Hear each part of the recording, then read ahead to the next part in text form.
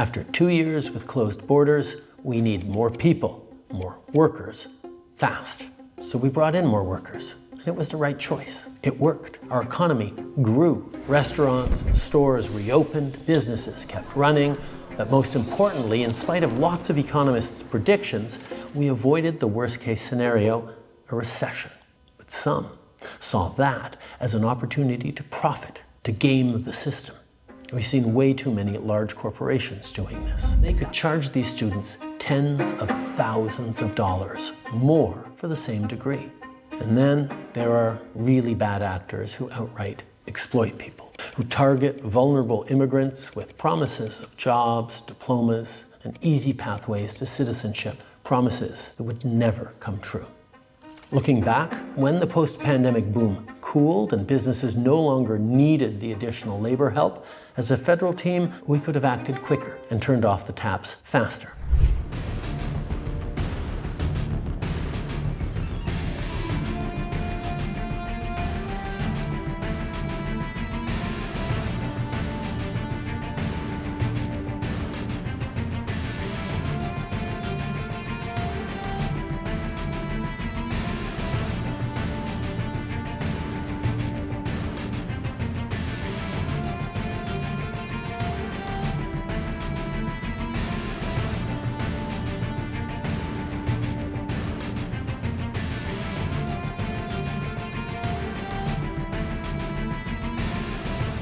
It is time to make the adjustments to stabilize the immigration system that we need and get it working right for Canadians for right now.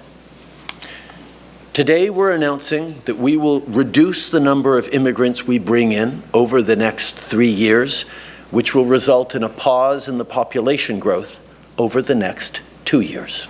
This builds on our previously announced measures to cap international student permits and reform the temporary foreign worker program.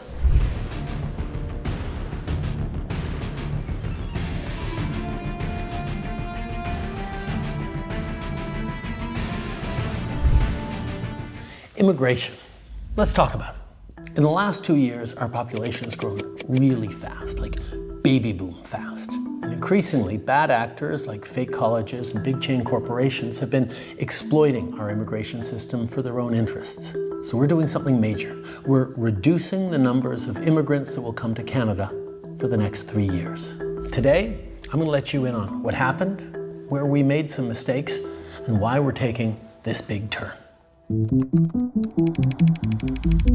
There are two kinds of immigration in Canada. The one you probably think of most is permanent immigration, like when families come to Canada to settle and call it home. Every year, the government determines the right number of permanent residents that we want to admit. That's how it's been done for decades. But a plan that only talks about permanent immigration misses the other pathway, temporary immigration. Temporary residents are people who come to Canada for a limited time, like international students, temporary workers, and so on. They come to work a job or go to school. When the job is done or when they finish their degree, most return home. Some apply to stay as permanent residents, but most return home. So back to this year's plan.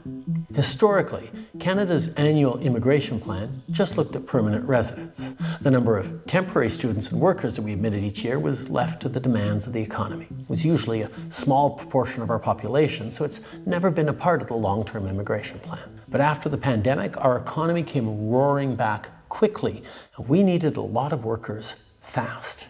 Canada is in the middle of a huge labor shortage. Temporary foreign workers became such a significant part of our workforce that it'd be a mistake not to include them when we plan our immigration levels. So this year, we did exactly that for the first time. We laid out a plan that sets targets for both permanent and temporary residents.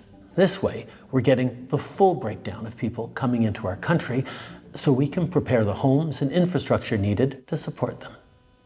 Like I said, immigration is based on demand. When we set our targets, we look at every province and territory. We ask the premiers, what are the gaps in your workforce? Is your population growing or getting older? We field calls from businesses, CEOs, economic experts, all sharing their thoughts on where we should set our targets. We've had a chronic shortage of labor for the last decade. It is the #1 issue of all manufacturers across Canada. So we think there needs to be more, push the pedal to the floor to bring more people into Canada because Ontario is facing a generational labor shortage. 380,000 jobs are going unfilled. It's no surprise that every sector has different wants and needs when it comes to immigration. But after the pandemic, they all came to us with the same message. After 2 years with closed borders, we need more people, more workers, fast. So we brought in more workers, and it was the right choice. It worked. Our economy grew. Restaurants and stores reopened, businesses kept running, but most importantly, in spite of lots of economists' predictions, we avoided the worst-case scenario, a recession. But some saw that as an opportunity to profit, to game the system. We've seen way too many large corporations doing this. The government says the program has been used to get around hiring Canadian workers in some instances. Far too many colleges and universities used international students to raise their bottom line. There are the diploma equivalent of puppy mills that are just churning out diplomas. There is fraud and abuse, and it needs to end. Because they could charge these students tens of thousands of dollars more for the same degree. And then there are really bad actors who outright exploit people, who target vulnerable immigrants with promises of jobs, diplomas, and easy pathways to citizenship, promises that would never come true. Looking back, when the post-pandemic boom cooled and businesses no longer needed the additional labor help, as a federal team, we could have acted quicker and turned off the taps faster. Now, it is time to make the adjustments to stabilize the immigration system that we need and get it working right for Canadians for right now. Immigration is primarily a federal job. We have the levers to rein it in, so we are. This is a big change, a major cut to immigration, reducing permanent immigration levels by at least 20%. A new string of measures to clamp down on temporary immigrants. That means a decrease in international students, temporary foreign workers. Canada's new immigration plan is straightforward. Lower the number of new immigrants coming into Canada, both temporary and permanent. We're prioritizing permanent residents with the skills we need, like healthcare workers for our hospitals and construction workers who will build more homes. And those temporary residents who are already in Canada, some will apply to stay in Canada as permanent residents. Since they're already here, established and working, the added pressure put on communities is very low. Or they'll leave Canada when their temporary residency expires, reducing our population.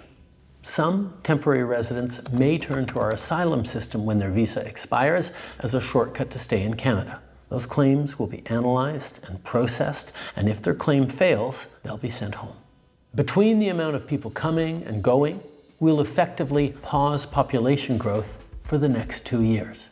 Then from 2027 onwards, it'll balance out and slowly start increasing again at a sustainable pace. In fact, that gets us back to the population growth path we were on before the pandemic.